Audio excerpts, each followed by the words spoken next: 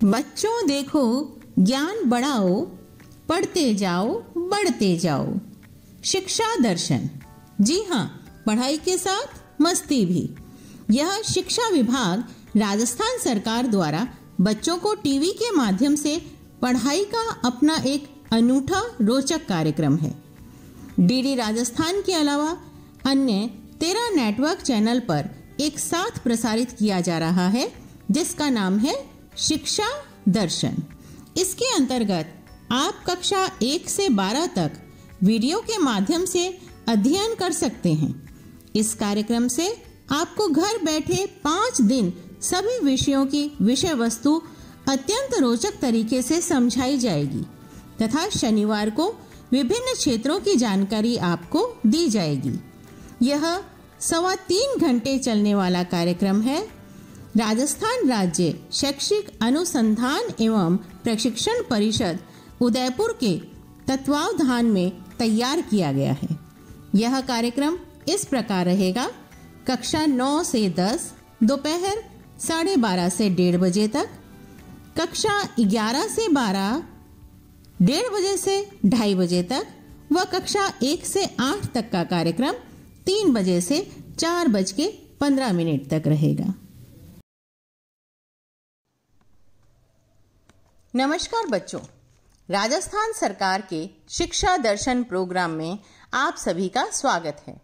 आज के इस कार्यक्रम में हम कक्षा 6 से 8 के लिए लेकर के आए हैं गणित विषय। बच्चों, कक्षा 6 में आज हम पढ़ेंगे आकलन और सन्निकट रोमन संख्याएं, और इसके बाद कक्षा 7 में हम परिमेय संख्याओं की तुलना करेंगे। बच्चों, कक्षा 8 में आज हम परिमेय संख्याओं का सहचर्य गुणधर्म का अध्ययन करेंगे। तो बच्चों, पढ़ने और समझने के लिए हमें किन चीज़ों की आवश्यकता है? बिल्कुल सही, हमें कॉपी और पेन लेकर के बैठना है। तो आप अपना कॉपी और पेन लेकर के आ जाएं और फिर हम पाठ को शुरू करते हैं, क्योंकि गणित जैसे विषय में आपको लिखने की आवश्यकता है। तो चलिए, आइए शुरू करते हैं आज का पाठ। आज हम सीखेंगे आकलन यानी एस्टिमेशन और सन्निकटन यानी अप्रोक्सीमेशन। कई स्थितियों में हम चीजों की गिनती कर संख्या पता करते हैं। इसी तरह कई स्थितियों में हम किसी नियम के समझ से संख्या पता करते हैं।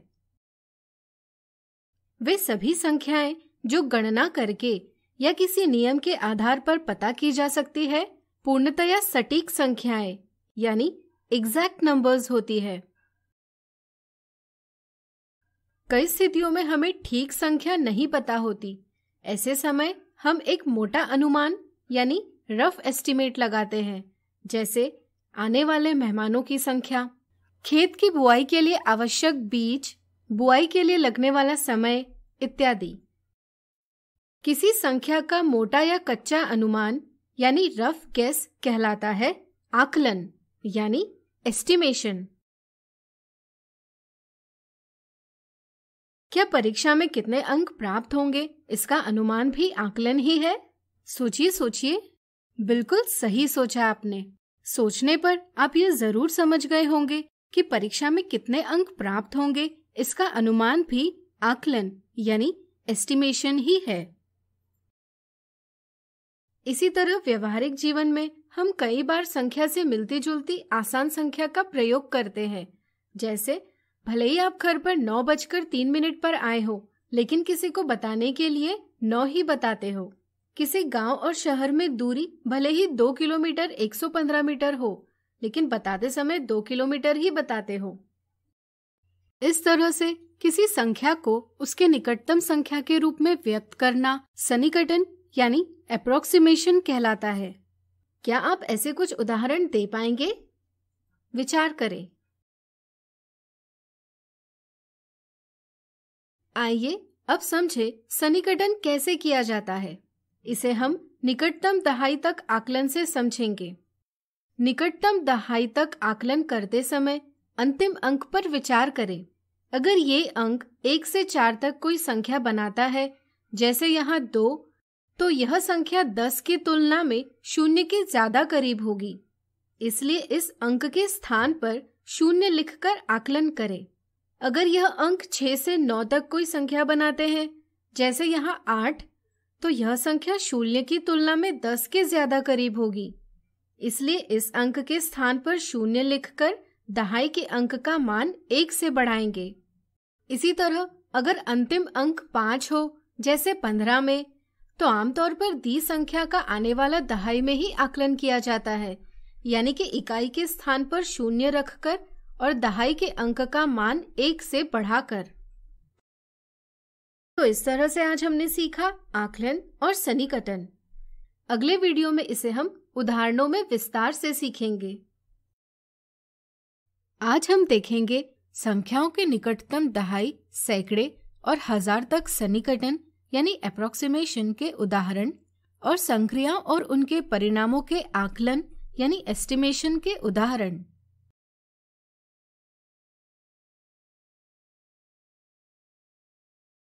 निम्नलिखित संख्याओं का सैकड़े और हजार तक सन्निकटन करें। निकटतम सैकड़े तक सन्निकटन करते समय अंतिम 2 अंकों पर विचार करें।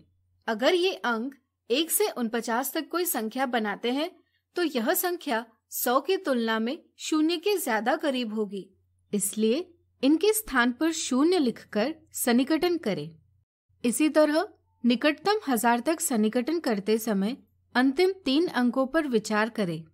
1 से 499 तक संख्या बनती होगी, तो इनकी जगह 0 लिखें, और 500 से 999 तक संख्या बनती होगी, तो इनके स्थान पर 0 रखकर 1000 का अंक 1 से बढ़ाएं। अगला उदाहरण, रमन को अपने शिक्षक के लिए एक उपहार खरीदना है। उपहार का मूल्य है 215 रुपए। उसके पास 164 रुपए है।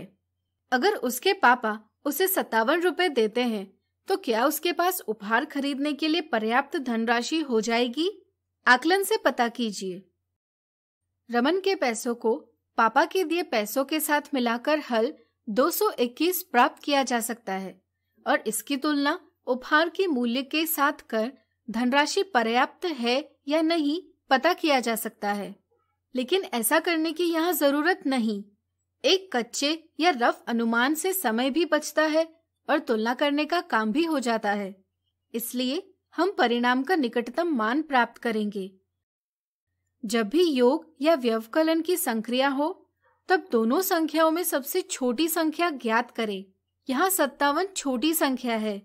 फिर उस संख्या का सबसे बड़ा स्थान ज्ञात करें। 57 में सबसे बड़ा दहाई का स्थान है। फिर दोनों संख्याओं को इस स्थान तक सन्निकटन कर उन पर संक्रिया करें। 164 का दहाई तक सन्निकटन 160 है और 57 का 60। इनका योग 220 है, जो 215 से ज्यादा है। इसलिए उसके पास पर्याप्त धनराशि हो जाएगी। सही हल के पास होने के कारण यह आकलन अर्थपूर्ण भी है और इसमें परिशुद्धता यानी एक्यूरेसी की मात्रा भी अधिक है। क्या यह सैकड़े या 1000 तक भी आकलन करके काम हो सकता था? विचार करें। नहीं, सैकड़े या 1000 के आकलन में परिशुद्धता कम प्राप्त होगी। अगला उदाहरण, निम्नलिखित संक्रिया का आकलन कीजिए। 53 गुना 287। गुणा का आकलन करते समय पहले गुणा किए जाने वाली दोनों संख्याओं का सबसे बड़ा स्थान ज्ञात करें। यहाँ 53 में सबसे बड़ा दहाई का स्थान है और 287 में सबसे बड़ा 100 का स्थान है। फिर संबंधित संख्याओं को उनके बड़े स्थानों तक सन्निकटित करें। 53 को दहाई तक सन्निकटित कर 50 यह संख्या प्राप्त होगी और 287 को 100 तक सन्निकटित कर 300 यह संख्या प्राप्त होगी। फिर सन्निकटित संख्याओं का गुना करें। इससे अनुमानित हल प्राप्त होगा 15,000, जो कि अर्थपूर्ण भी है और इसमें परिशुद्धता की मात्रा भी अधिक है। आज हमने देखा संख्याओं के निकटतम दहाई, सैकड़े और 1000 तक सन्निकटन यानी अप्रोक्सीमेशन के उदाहरण और संक्रियाओं और उनके परिणामों के आकलन यानी एस्टिमेशन के उदाहरण। अगले वीडियो में हम आकलन से संबंधित मिथ्या धारणाओं को दूर करेंगे। आज हम देखेंगे सन्निकटन और आकलन से संबंधित मिथ्या धारणाएं। मिथ्या धारणा 1, 12,748 को निकटतम 1000 तक सन्निकटित कीजिए। कई बार यह समझ बन जाती है कि 1000 के स्थान तक पहुंचने के लिए हमेशा इकाई, दहाई और 100 के स्थानों पर शून्य रखा जाता है। यह गलत समझ है। सही समझ है अंतिम 3 अंक 748 संख्या बनाते हैं जो 1000 के करीब है, इसलिए इन्हें शून्य किया जाता है और 1000 के स्थान के अंक को 1 से बढ़ाया जाता है। यहाँ एक और गलती हो जाती है कि अंतिम 3 अंकों को शून्य किया जाता है, लेकिन 1000 के स्थान का अंक 1 से बढ़ाया नहीं जाता। इसी तरह कभी कभी 1000 के स्थान का अंक तो बढ़ाया जाता है, लेकिन छोटे स्थानों के अंकों को शून्य नहीं किया जाता। मिथ्या धारणा 2, 1487 को निकटतम 1000 तक सन्निकटित करें। कई बार यह समझ बन जाती है कि हल प्राप्त करने के लिए पहले निकटतम दहाई में सन्निकटन करें, फिर सैकड़े में, फिर 1000 में सन्निकटित करें। यह गलत समझ है। सही समझ है अगर अंतिम 3 अंक 1 से 499 तक की संख्या बनाते हो तो इन्हें शून्य किया जाता है। इस समझ से 1487 में अंतिम 3 अंक संख्या 487 बनाते हैं जो शून्य के करीब है, इसलिए इनके स्थानों पर शून्य लिखकर सही जवाब प्राप्त किया जा सकता है 1000। मिथ्या धारणा 3, 81 का निकटतम दहाई तक सन्निकटन क्या होगा। कई बार यह ज्ञात होता है कि इकाई का अंक 5 या इससे ऊपर हो तो दहाई तक सन्निकटन करते समय बाएं तरफ के अंक को 1 से बढ़ाया जाता है। इसका विपरीत मतलब निकालकर यह भी समझा जाता है कि अगर अंक 5 से नीचे हो तो दहाई का अंक 1 से कम किया जाता है। यह एक गलत समझ है। आकलन और सन्निकटन की सही समझ न होने के कारण ऐसी धारणा बन जाती है। सही समझ है अगर अंक 5 से कम हो तो इकाई का अंक 0 हो जाता है और दहाई के अंक में कोई बदलाव नहीं होता, इसलिए 80 सही जवाब है। इस वीडियो में आज हमने देखी सन्निकटन और आकलन से संबंधित मिथ्या धारणाएं। इस वीडियो से हम सीखेंगे रोमन संख्याएं, उनके उपयोग और उनको लिखने के नियम। गणना को व्यक्त करने के लिए हमें संख्याओं की जरूरत होती है और संख्याओं को व्यक्त करने के लिए संकेतों की। हम हिंदू अरेबिक संख्यांकों यानी हिंदू अरेबिक न्यूमरल्स की पद्धति का उपयोग करते हैं, जिसमें 0 से 9 तक के अंकों का प्रयोग कर संख्या व्यक्त की जाती है। इसी तरह की और पद्धतियां भी है। आइए इस वीडियो में हम बात करें ऐसी ही एक प्राचीन पद्धति की, जिसका नाम है रोमन संख्यांकों की पद्धति यानी रोमन न्यूमरल्स। आपके पढ़ने और लिखने में रोमन संख्यांक कई बार आए होंगे, जैसे स्कूल की समय सारणी यानी टाइम टेबल में, घड़ियों में, किताबों में, प्रश्न पत्रिका में और कई सारे। आइए इस पद्धति को समझें। रोमन संख्यांक यानी रोमन न्यूमरल्स साधारणतः 7 अलग अलग संकेतों यानी सिंबल्स के प्रयोग से दर्शाए जाते हैं, जो व्यक्त करते हैं 1, 5, 10, 50, 100, 500 और 1000। इन संकेतों का प्रयोग करने के कुछ नियम हैं। आइए इन्हें जानें। जितनी बार कोई संकेत दोहराया जाता है उसका मान उतनी ही बार जोड़ा जाता है। इसी तरह 10 के संकेत को दोहराने से 20 और 30 प्राप्त होते हैं। क्या रोमन संकेतों को कितनी भी बार दोहराया जा सकता है? नहीं। 1, 10, 100 और 1000 के संकेत 3 से अधिक बार नहीं दोहराए जाते, जबकि 5, 50 और 500 के संकेत कभी भी दोहराए नहीं जाते। अगर छोटे मान का संकेत बड़े मान वाले संकेत के दाईं ओर लिखा जाता है तो उनके मान जोड़ दिए जाते हैं, जैसे 5 के साथ 1 जोड़कर 6 और 10, 5 और 1 को जोड़कर 16 ये संख्याएं प्राप्त होती है। इसी तरह अगर छोटे मान का संकेत बड़े मान वाले संकेत के बाईं ओर लिखा जाता है तो बड़े मान से छोटा मान घटाया जाता है। जैसे 5 से 1 घटाकर 4 और 10 से 1 घटाकर 9 ये संख्याएं प्राप्त होती है। 5, 50 और 500 के संकेत कभी भी बड़े संकेत के बाईं ओर नहीं लिखे जाते, यानी कि इन संकेतों को कभी घटाया नहीं जाता। 1 का संकेत केवल 5 या 10 के संकेत के बाईं ओर ही लिखा जाता है, यानी कि इनसे ही घटाया जा सकता है। इसी तरह 10 का संकेत केवल 50, 100 या 1000 के संकेतों के बाईं ओर ही लिखा जा सकता है, यानी कि इनसे ही घटाया जा सकता है। इस समझ से क्या आप बता सकते हैं कोई रोमन संख्यांक निम्नलिखित प्रकार से क्यों नहीं लिखा जा सकता? प्रयास कीजिए। जैसा कि हमने पढ़ा, कोई भी संकेत 3 से अधिक बार नहीं दोहराया जाता, इसलिए ऐसा लिखना गलत होता है।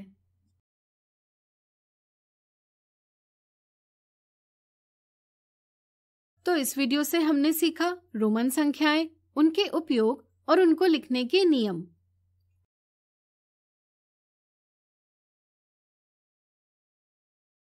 आज हम सीखेंगे परिमेय संख्याओं की संख्या रेखा पर तुलना।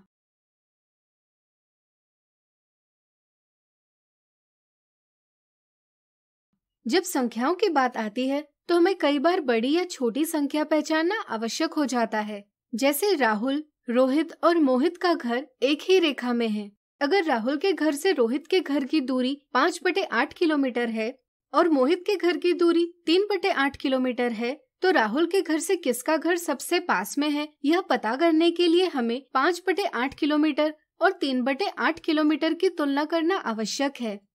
यही नहीं, बल्कि वस्तुओं के वजन की तुलना, ऊंचाइयों की तुलना इत्यादि। तो चलिए जानते हैं दो परिमेय संख्याओं यानी रैशनल नंबर्स की तुलना यानी कंपैरिजन कैसे करते हैं। हम संख्या रेखा पर परिमेय संख्याओं की तुलना आसानी से कर सकते हैं। संख्या रेखा पर दाईं ओर संख्याओं का मान बढ़ता है, जबकि बाईं ओर संख्याओं का मान घटता है। चलिए 8/10 और 9/15 की तुलना करते हैं। जैसा कि हम देख सकते हैं, दोनों संख्याएं p/q रूप में है, जहां दोनों के अंश और हर पूर्णांक है और किसी भी संख्या का हर शून्य नहीं है, इसलिए ये दोनों परिमेय संख्याएं हैं। इनकी तुलना करने के लिए पहले हम इन्हें संख्या रेखा पर अंकित करेंगे। क्या आप बता सकते हैं 8/10 का स्थान संख्या रेखा पर कौन से दो पूर्णांकों के बीच आएगा? सोचिए सोचिए। बिल्कुल सही। चूंकि 8/10 का अंश 8 हर 10 से छोटा है, इसलिए 8/10 का स्थान संख्या रेखा पर 0 और 1 के बीच है। 8/10 का ठीक स्थान ज्ञात करने के लिए हम 0 से 1 की दूरी के 10 बराबर भाग करेंगे और इनमें से 8 भाग लेकर 8/10 अंकित करेंगे। इसी तरह 9/15 का अंश 9 भी हर 15 से छोटा है, इसलिए 9/15 का स्थान भी 0 से 1 के बीच आएगा। इसका स्थान ज्ञात करने के लिए हम 0 से 1 की दूरी के 15 बराबर भाग करेंगे और इनमें से 9 भाग लेकर 9/15 व्यक्त करेंगे। अब हम देखते हैं कि 8/10 9/15 के दाईं ओर है, इसलिए 8/10 9/15 से बड़ा है। इसी तरह चलिए अब ऋण 3/4 और ऋण 7/8 की तुलना करें। चूंकि यहाँ दोनों ऋणात्मक परिमेय संख्याएं यानी नेगेटिव रैशनल नंबर्स है, इसलिए इनका स्थान संख्या रेखा पर 0 के बाईं ओर है। चूंकि दोनों संख्याओं में अंश हर से छोटा है, इसलिए हम यह भी कह सकते हैं कि इनका स्थान संख्या रेखा पर 0 और ऋण 1 के बीच आएगा। ऋण 3/4 का स्थान 0 से ऋण 1 की दूरी को 4 बराबर भागों में विभाजित कर इनमें से 3 भाग लेकर दर्शाया जा सकता है। इसी तरह ऋण 7/8 का स्थान 0 और ऋण 1 की दूरी को 8 बराबर भागों में विभाजित कर इनमें से 7 भाग लेकर दर्शाया जा सकता है। इनके स्थानों को देखकर पता कीजिए कौन सी संख्या बड़ी है और कौन सी संख्या छोटी। सोचिए सोचिए। बिल्कुल सही। इनके स्थानों को देखकर यह ज्ञात होता है कि ऋण 3/4 ऋण 7/8 के दाईं ओर है, इसलिए ऋण 3/4 ऋण 7/8 से बड़ी परिमेय संख्या है। इसी तरह चलिए अब 4/5 और ऋण 3/7 की तुलना करें। यहाँ 4/5 एक धनात्मक परिमेय संख्या है और ऋण 3/7 एक ऋणात्मक परिमेय संख्या है। इनकी तुलना करने के लिए हम इन संख्याओं को संख्या रेखा पर निरूपित करेंगे। 4/5 को हम इस प्रकार निरूपित कर सकते हैं और ऋण 3/7 को इस प्रकार निरूपित कर सकते हैं। जैसा कि आप देख सकते हैं, 4/5 ऋण 3/7 की दाईं ओर है, इसलिए हम कह सकते हैं कि 4/5 ऋण 3/7 से बड़ी परिमेय संख्या है। इससे अब आपकी परिमेय संख्याओं की तुलना संख्या रेखा पर करने की समझ बन गई होगी। आज हमने सीखी परिमेय संख्याओं की संख्या रेखा पर तुलना। अगले वीडियो में हम सीखेंगे परिमेय संख्याओं की संख्या रेखा के बिना तुलना। आज हम सीखेंगे परिमेय संख्याओं की संख्या रेखा के बिना तुलना।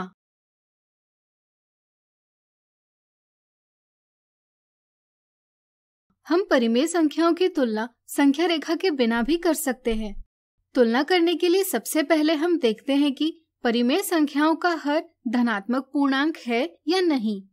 अगर किसी परिमेय संख्या का हर ऋणात्मक पूर्णांक होगा तो हम उस परिमेय संख्या के अंश और हर दोनों को ऋण 1 से गुणा करते हैं और इस प्रकार हम हर को धनात्मक पूर्णांक बना लेते हैं। ऐसा करने पर हमें दोनों धनात्मक परिमेय संख्याएं, एक धनात्मक और एक ऋणात्मक परिमेय संख्या या दोनों ऋणात्मक परिमेय संख्याएं प्राप्त हो सकती है।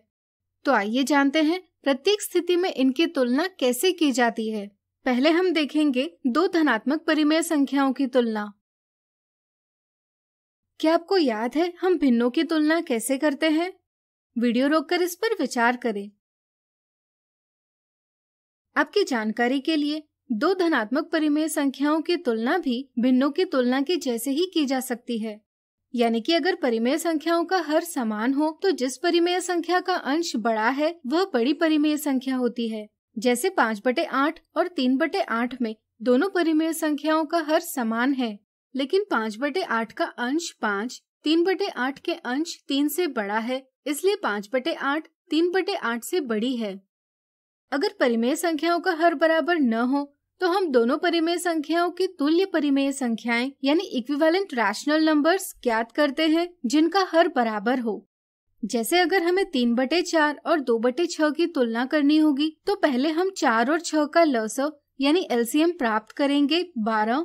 फिर हम 3/4 के अंश और हर दोनों को 3 से गुणा कर 3/4 की तुल्य परिमेय संख्या 9/12 प्राप्त करेंगे।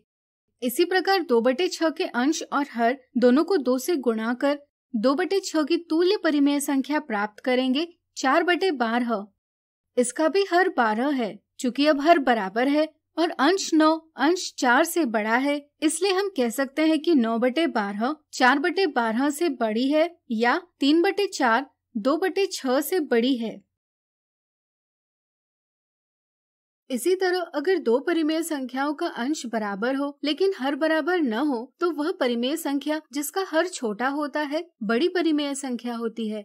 जैसे 5/6 और 5/8 में 5/6 5/8 से बड़ी है। चलिए इसकी पुष्टि करें। अगर हम इनका हर लसअ की विधि से समान करते हैं तो हमें 5/6 की तुल्य परिमेय संख्या 20/24 और 5/8 की तुल्य परिमेय संख्या 15/24 प्राप्त होगी। अब हम कह सकते हैं कि 20/24 15/24 से बड़ी परिमेय संख्या है, यानी कि 5/6 5/8 से बड़ी परिमेय संख्या है। अब चलिए एक धनात्मक और एक ऋणात्मक परिमेय संख्याओं की तुलना करें।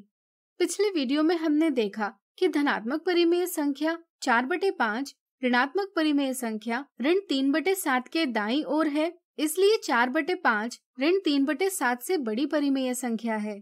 व्यापक रूप में हम कह सकते हैं कि कोई भी धनात्मक परिमेय संख्या ऋणात्मक परिमेय संख्या से बड़ी होती है। क्या अब आप बता सकते हैं ऋणात्मक परिमेय संख्याओं की तुलना कैसे की जा सकती है? सोचिए सोचिए। चलिए हम बताते हैं। मान लीजिए हमें ऋण 7/9 और ऋण 9/12 की तुलना करनी है। अगर हम इन्हें संख्या रेखा पर व्यक्त करें तो हम देखते हैं कि ऋण 7/9 ऋण 9/12 के बाईं ओर है, इसलिए ऋण 7/9 ऋण 9/12 से छोटी परिमेय संख्या है। अब आइए इनका हर समान करते हैं। पहले हम देखते हैं कि दोनों परिमेय संख्याओं का हर धनात्मक पूर्णांक है। फिर हम हर 9 और हर 12 का लसअ 36 प्राप्त करते हैं और इसके उपयोग से ऋण 7/9 की तुल्य परिमेय संख्या ऋण 28/36 और ऋण 9/12 की तुल्य परिमेय संख्या ऋण 27/36 लिखते हैं। हर समान करने पर हम देखते हैं कि एक अंश ऋण 28 है तथा दूसरा अंश ऋण 27 है। ये दोनों पूर्णांक है। जब हम दो ऋणात्मक पूर्णांकों की तुलना करते हैं तो वह पूर्णांक जिसका चिन्ह के बिना मान बड़ा होता है, ऋणात्मक चिन्ह के साथ उसका मान छोटा होता है। यानी कि ऋण 28 ऋण 27 से छोटा है, इसलिए ऋण 28/36 ऋण 27/36 से छोटा है, या ऋण 7/9 ऋण 9/12 से छोटी परिमेय संख्या है। दो ऋणात्मक परिमेय संख्याओं की तुलना करने की एक और विधि यह भी है कि पहले हम चिन्ह को नजरअंदाज कर इनकी तुलना करें। जैसे यह चिन्ह को नजरअंदाज कर हम 7/9 और 9/12 की तुलना करेंगे। हर समान करने पर हम इन्हें क्रमशः 28/36 और 27/36 इस प्रकार व्यक्त कर सकते हैं। अब हम देखते हैं कि 28/36 27/36 से बड़ी है। अगर हम इन दोनों को ऋण चिन्ह लगाएंगे तो या तो हमें इनका क्रम बदलना होगा या फिर तुलना के चिन्ह के विरुद्ध चिन्ह दर्शाना होगा। क्रम बदलकर हमें प्राप्त होगा ऋण 27/36 ऋण 28/36 से बड़ी परिमेय संख्या है, यानी कि ऋण 9/12 ऋण 7/9 से बड़ी परिमेय संख्या है। या फिर तुलना के चिन्ह का विरुद्ध चिन्ह लेकर हम कह सकते हैं कि ऋण 28/36 ऋण 27/36 से छोटी परिमेय संख्या है, यानी कि ऋण 7/9 ऋण 9/12 से छोटी परिमेय संख्या है। दोनों स्थितियों से हमें पता चलता है कि ऋण 9/12 यह बड़ी परिमेय संख्या है और ऋण 7/9 यह छोटी परिमेय संख्या है। आज हमने सीखी परिमेय संख्याओं की संख्या रेखा के बिना तुलना। अगले वीडियो में हम परिमेय संख्याओं की तुलना से संबंधित कुछ उदाहरणों को हल करेंगे। आज हम देखेंगे परिमेय संख्याओं की तुलना करने के उदाहरण।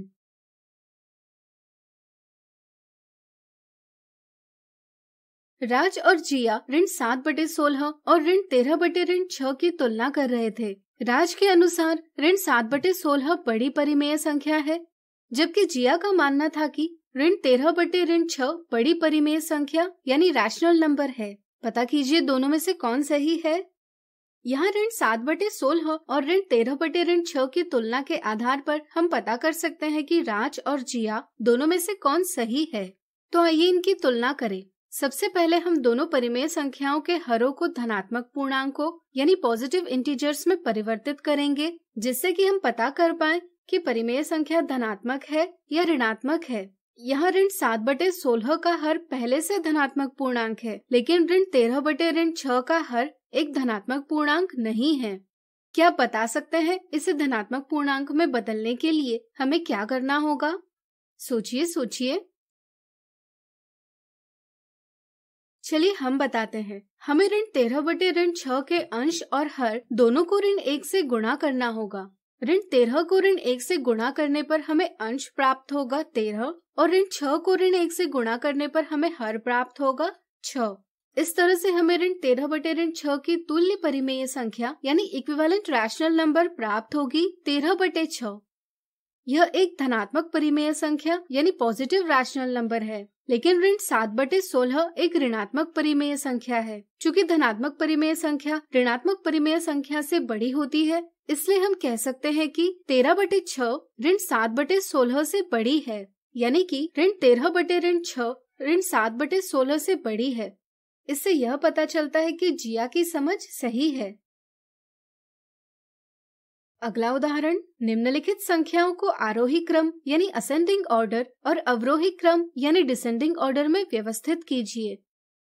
यहाँ इतनी सारी संख्याओं की तुलना करना आसान बनाने के लिए हम धनात्मक परिमेय संख्याओं को इन संख्याओं के समूह से अलग करेंगे और इन्हें किसी क्रम में व्यवस्थित करेंगे। इसी प्रकार एक ऋणात्मक परिमेय संख्याओं को समूह से अलग निकालकर उसी क्रम में व्यवस्थित करेंगे। और जैसा कि हमें पता है, ऋणात्मक संख्याएं शून्य से छोटी होती है और धनात्मक संख्याएं शून्य से बड़ी होती है। इस समझ के उपयोग से हम सभी संख्याओं को व्यवस्थित करेंगे। तो आइए पहले धनात्मक परिमेय संख्याओं को आरोही क्रम में व्यवस्थित करें। यहाँ धनात्मक परिमेय संख्याएं हैं 1/2, 3/10 और 5/2। चलिए इन्हें संख्या रेखा पर व्यक्त करें। 1/2 में अंश हर से छोटी संख्या है, इसलिए 1/2 का स्थान 0 से 1 के बीच की दूरी को 2 बराबर भागों में विभाजित कर इनमें से एक भाग लेकर दर्शाया जा सकता है। इसी तरह 3/10 का स्थान 0 से 1 के बीच की दूरी को 10 बराबर भागों में विभाजित कर इनमें से 3 भाग लेकर दर्शाया जा सकता है। क्या आप बता सकते हैं 5/2 का स्थान कैसे दर्शाया जाएगा? सोचिए सोचिए। बिल्कुल सही। हम देखते हैं कि 5/2 का अंश हर से बड़ा है, यानी कि यह संख्या 1 से बड़ी है। अगर हम 5 को 2 से विभाजित करेंगे तो हमें 2 पूर्ण और शेष 1/2 प्राप्त होगा। यानी कि हम 5/2 को 2 और 1/2 इस प्रकार लिख सकते हैं। इस रूप से हमें यह पता चलता है कि 5/2 का स्थान 2 और 3 के बीच है। सही स्थान ज्ञात करने के लिए हम 2 और 3 के बीच की दूरी को 2 बराबर भागों में विभाजित करेंगे और इनमें से एक भाग लेकर 5/2 दर्शाएंगे। अब इन तीनों संख्याओं के स्थान देखकर आपको क्या पता चलता है? सोचिए सोचिए। बिल्कुल सही। यहाँ सबसे दाईं ओर 5/2 है, इसलिए वह 1/2 और 3/10 से बड़ी संख्या है, जबकि 3/10 सबसे बाईं तरफ है, इसलिए वह 1/2 और 5/2 से छोटी संख्या है। अब हम इन संख्याओं को छोटी संख्या से बड़ी संख्या तक व्यवस्थित कर आरोही क्रम प्राप्त करते हैं। इसी प्रकार क्या आप ऋणात्मक परिमेय संख्याओं की तुलना कर इन्हें आरोही क्रम में व्यवस्थित कर पाएंगे? वीडियो रोककर प्रयास कीजिए। चलिए हम बताते हैं। यहाँ हम संख्या रेखा का उपयोग किए बिना तुलना करेंगे। जैसा कि आपको ज्ञात होगा, कोई भी पूर्णांक एक परिमेय संख्या ही होती है। जैसे यहाँ ऋण 2 को हम ऋण 2/1 इस प्रकार लिख सकते हैं। यह भी एक परिमेय संख्या ही है। वैसे तो हम इन संख्याओं की तुलना 2-2 संख्याएं लेकर कर सकते हैं, लेकिन लसक के उपयोग से इनकी तुलना एक साथ भी की जा सकती है। आइए इसे समझें। यहाँ ऋण 6/7, ऋण 5/6 और ऋण 2/1 के हर क्रमशः 7, 6 और 1 है। इनका लसक यानी एलसीएम है 42।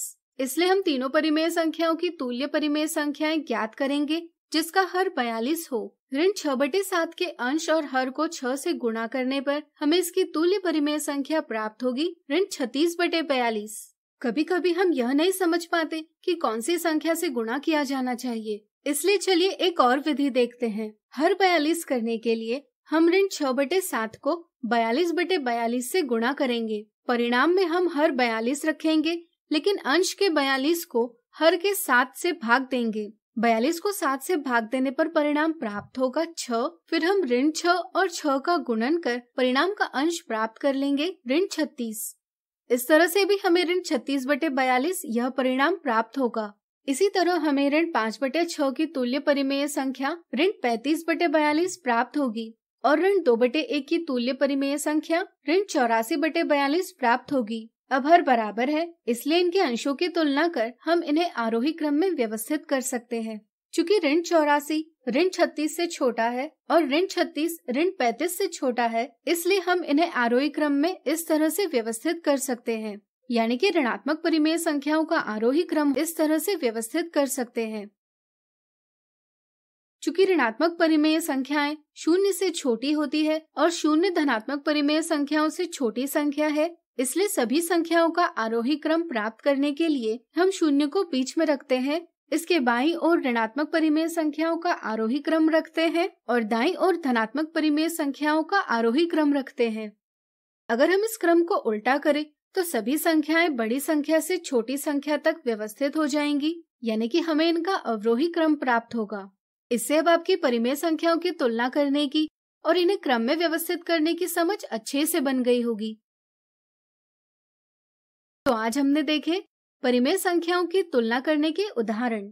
अगले वीडियो में हम देखेंगे इनसे संबंधित मिथ्या धारणा और तुलना करने की एक आकर्षक विधि।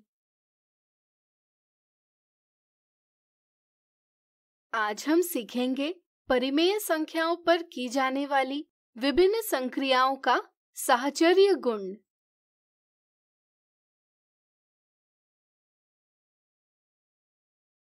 साहचर्य गुण यानी एसोसिएटिव प्रॉपर्टी संक्रियाओं में कोष्ठकों के प्रयोग से संबंधित है। साहचर्य का अर्थ है साथ रहना। यहाँ हम इसका अर्थ लेंगे संख्याओं को साथ रखना यानी उनके समूह बनाना।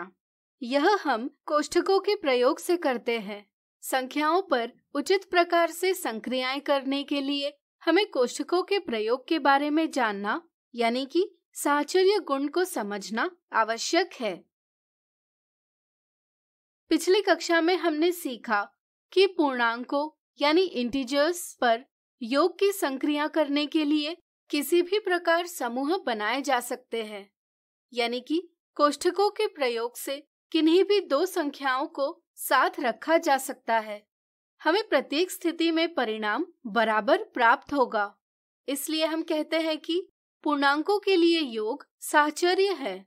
योग की तरह पूर्णांकों के लिए गुणन भी साहचर्य है, लेकिन पूर्णांकों के लिए व्यवकलन और विभाजन साहचर्य नहीं है। आज हम परिमेय संख्याओं यानी रैशनल नंबर्स पर की जाने वाली विभिन्न संक्रियाओं के साहचर्य गुण की बात करेंगे। चलिए पहले परिमेय संख्याओं के योग यानी एडिशन की बात करें। मान लीजिए 3 बोतलों में पानी की मात्रा क्रमशः 1/6 लीटर, 2/5 लीटर और 2/3 लीटर है। यदि हमें पानी की कुल मात्रा ज्ञात करनी हो तो हमें इनका योग करना होगा, यानी कि हमें 1/6 धन 2/5 धन 2/3 का परिणाम पता करना होगा। इसे सरल करने के लिए हम इस प्रकार समूह बना सकते हैं या इस प्रकार समूह बना सकते हैं। यदि पहले हम 1/6 और 2/5 का समूह बनाकर इनका योग करें तो इनका योग होगा 17/30। इसमें तीसरी संख्या 2/3 को मिलाने पर हमें परिणाम प्राप्त होगा 37/30। यदि हम 2/5 और 2/3 का समूह बनाकर इनका योग करें तो इनका योग होगा 16/15। इसके साथ 1/6 जोड़ने पर हमें परिणाम प्राप्त होगा 37/30। यहाँ दोनों स्थितियों से हमें पता चलता है कि सभी बोतलों में पानी की कुल मात्रा 37/30 लीटर है। चूंकि दोनों स्थितियों में परिणाम समान है, इसलिए हम कह सकते हैं कि परिमेय संख्याओं का योग किसी भी प्रकार समूह बनाकर किया जा सकता है, यानी कि परिमेय संख्याओं के लिए योग साहचर्य है। व्यापक रूप में परिमेय संख्याएं a, b, c के लिए कोष्ठक में a धन b धन c बराबर a धन कोष्ठक में b धन c है। क्या परिमेय संख्याओं के लिए व्यवकलन यानी सब्ट्रैक्शन भी साहचर्य है? चलिए पता करते हैं। मान लीजिए अदिति के पास 4/5 चॉकलेट है। उसमें से वह 2/5 भाग अंकित को और 3/10 भाग सुमन को देती है। तो बताइए उसके पास कितनी चॉकलेट शेष होगी? दी स्थिति को हम इस प्रकार निरूपित कर सकते हैं। चलिए अलग अलग प्रकार से समूह बनाकर इसे हल करें। यदि हम 4/5 और 2/5 का समूह बनाते हैं तो 4/5 ऋण 2/5 का परिणाम हमें 2/5 प्राप्त होगा। यदि इसमें से 3/10 घटाए जाए तो परिणाम 1/10 प्राप्त होगा। वीडियो रोककर अब आप पता कीजिए कि यदि 2/5 और 3/10 का समूह बनाकर इसे हल किया जाए तो परिणाम क्या होगा? चलिए हम बताते हैं। इसे हम इस प्रकार सरल कर सकते हैं। हमें परिणाम प्राप्त होगा 7/10। यहाँ दोनों स्थितियों में परिणाम समान नहीं है, इसलिए किन्हीं भी 3 परिमेय संख्याओं a, b, c का व्यवकलन किसी भी प्रकार समूह बनाकर नहीं किया जा सकता। इनका व्यवकलन दिए क्रम में ही करना आवश्यक है। हम कह सकते हैं कि परिमेय संख्याओं के लिए व्यवकलन साहचर्य नहीं है। यहाँ पहली स्थिति का परिणाम सही और दूसरी स्थिति का परिणाम गलत है। इसलिए हम कह सकते हैं कि अदिति के पास 1/10 चॉकलेट शेष है। वीडियो रोककर अब आप किन्हीं भी 3 परिमेय संख्याओं का अलग अलग प्रकार से समूह बनाकर गुणन यानी मल्टीप्लिकेशन कीजिए। क्या परिणाम बराबर है? तो क्या परिमेय संख्याओं के लिए गुणन साहचर्य है? बिल्कुल सही। परिमेय संख्याओं A, B, C का गुणन किसी भी प्रकार समूह बनाकर किया जा सकता है। परिणाम हमेशा बराबर प्राप्त होगा। इसलिए हम कह सकते हैं कि परिमेय संख्याओं के लिए गुणन साहचर्य है। यहाँ दोनों स्थितियों में परिणाम बराबर है। इसी तरह चलिए पता करें कि परिमेय संख्याओं के लिए विभाजन यानी डिवीजन साहचर्य है या नहीं। यदि हम 6/7 विभाजित 4/3 विभाजित 1/12 को इस प्रकार सरल करेंगे तो परिणाम 54/7 प्राप्त होगा। लेकिन यदि हम इसे इस प्रकार सरल करेंगे तो हमें परिणाम 3/56 प्राप्त होगा। यहाँ दोनों स्थितियों में परिणाम बराबर नहीं है। इसलिए परिमेय संख्याओं A, B, C का विभाजन किसी भी प्रकार समूह बनाकर नहीं किया जा सकता। इसे दिए गए क्रम में ही करना आवश्यक है। इसलिए हम कह सकते हैं कि परिमेय संख्याओं के लिए विभाजन साहचर्य नहीं है। इस तरह से यहाँ पहली स्थिति का परिणाम सही और दूसरी स्थिति का परिणाम गलत है।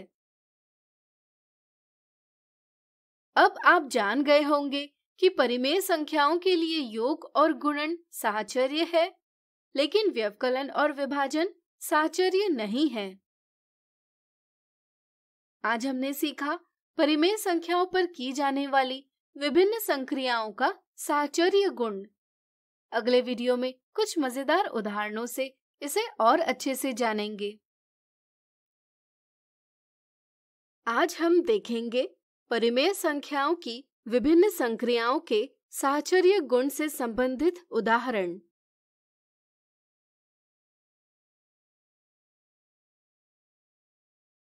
मनीष ने एक रस्सी को 4 टुकड़ों में काटा। काटे गए टुकड़ों की लंबाई इस प्रकार थी। रस्सी की कुल लंबाई ज्ञात कीजिए। रस्सी के 4 टुकड़ों की लंबाई है 7/9 मीटर, 5/12 मीटर, 11/12 मीटर और 5/3 मीटर। इसलिए रस्सी की कुल लंबाई इन चारों टुकड़ों का योग होगी। रस्सी की कुल लंबाई बराबर 7/9 मीटर धन 5/12 मीटर धन 11/12 मीटर धन 5/3 मीटर। यहाँ हम देखते हैं कि 5/12 और 11/12 का हर यानी डिनोमिनेटर समान है, इसलिए इनका योग करना आसान है। चूंकि परिमेय संख्याओं यानी रैशनल नंबर्स के लिए योग साहचर्य यानी एसोसिएटिव है, इसलिए हम 5/12 और 11/12 को कोष्ठक में लेकर इस कोष्ठक को पहले सरल कर सकते हैं। इससे हमें कोष्ठक का परिणाम प्राप्त होगा 16/12, जिसे हम 4/3 लिख सकते हैं। अब हम 4/3 और 5/3 को कोष्ठक में लेंगे। हल करने पर परिणाम आएगा 9/3 यानी कि 3। अब 3 धन 7/9 बराबर 3 और 7/9 है, यानी कि 34/9 है। इसलिए हम कह सकते हैं कि रस्सी की कुल लंबाई 3 और 7/9 मीटर है। अगला उदाहरण, राहुल ने अपने पास स्थित 1 और 4 सप्तमांश चॉकलेट का 2/3 भाग अमित को दिया। अमित ने उसे प्राप्त चॉकलेट का 3/4 भाग नीता को दिया। ज्ञात कीजिए नीता को कितनी चॉकलेट प्राप्त हुई। राहुल के पास 1 और 4 सप्तमांश चॉकलेट है, यानी कि 11/7 चॉकलेट है। अमित को इस चॉकलेट का 2/3 भाग प्राप्त हो रहा है, यानी कि अमित को 2/3 गुणा 11/7 चॉकलेट प्राप्त हो रही है। नीता को इसका 3/4 भाग प्राप्त हो रहा है, इसलिए नीता को प्राप्त चॉकलेट है 3/4 गुणा कोष्ठक में 2/3 गुणा 11/7। चलिए इसे हल करें। परिमेय संख्याओं के लिए गुणन साहचर्य है, इसलिए हम यहाँ इस प्रकार समूह बना सकते हैं। कोष्ठक सरल करने पर हमें परिमेय संख्या 1/2 प्राप्त होगी। अब हम 1/2 और 11/7 का गुणन करेंगे। इससे हमें परिणाम प्राप्त होगा 11/14। इस तरह से नीता को कुल चॉकलेट का 11/14 भाग प्राप्त हुआ है।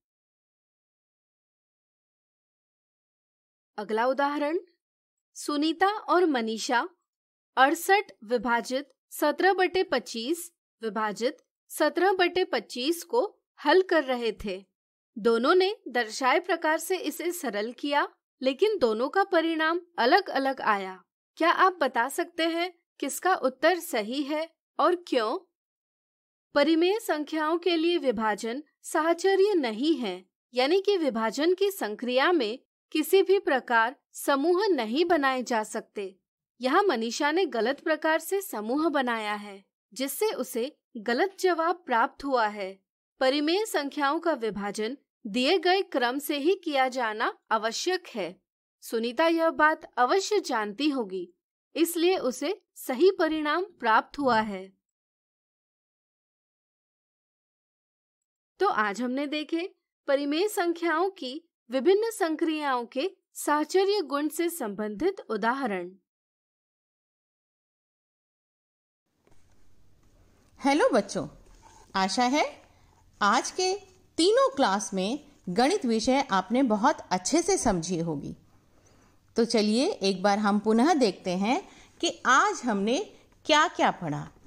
बच्चों, कक्षा 6 की गणित में आज हमने पढ़ा आकलन और सन्निकट रोमन संख्याएं। कक्षा 7 में आज हमने जाना परिमेय संख्याओं की तुलना, और कक्षा 8 में आज हमने पढ़ा परिमेय संख्याओं का साहचर्य गुणधर्म। तो बच्चों, तीनों पाठ आपको बहुत अच्छे से समझ आ गए होंगे और आपने अपनी कॉपी में भी नोट कर लिए होंगे। तो देखते हैं कि कल हमें क्या पढ़ना है। तो बच्चों, कल हम कक्षा 6 से 8 के लिए गणित विषय लेकर के आए हैं, और इस गणित में कक्षा 6 में हम पढ़ेंगे रोमन संख्यांक पूर्ण संख्याएं, और कक्षा 7 में हम पढ़ेंगे दो परिमेय संख्याओं के बीच में परिमेय संख्या। कक्षा 8 में हम कल पढ़ेंगे परिमेय संख्याओं के तत्समक व प्रतिलोम गुण। तो बच्चों, कल भी आप अपना कॉपी और पेन लेकर के टीवी के सामने बैठ जाइएगा। एक जरूरी सूचना, बच्चों, जो आज आपने ये गणित का अध्ययन किया है, ये कार्यक्रम जो आपने देखा है, यदि आप इसको पुनः देखना चाहते हैं तो ये YouTube पर अवेलेबल है। YouTube पर जाकर शिक्षा दर्शन DD राजस्थान सर्च करके आप इस कार्यक्रम को पुनः देख सकते हैं। तो चलिए मिलते हैं कल इसी समय। धन्यवाद। बच्चों, आपको यह कार्यक्रम कैसा लगा? अपना सुझाव अवश्य दें। इस कार्यक्रम से संबंधित आपके मन में यदि कुछ सुझाव आता है या किसी भी तरह की शंका आपके मन में है, तो आप हमें ईमेल एड्रेस पर भेज सकते हैं। हमारा ईमेल एड्रेस है शिक्षादर्शन rajasthan@gmail.com। धन्यवाद।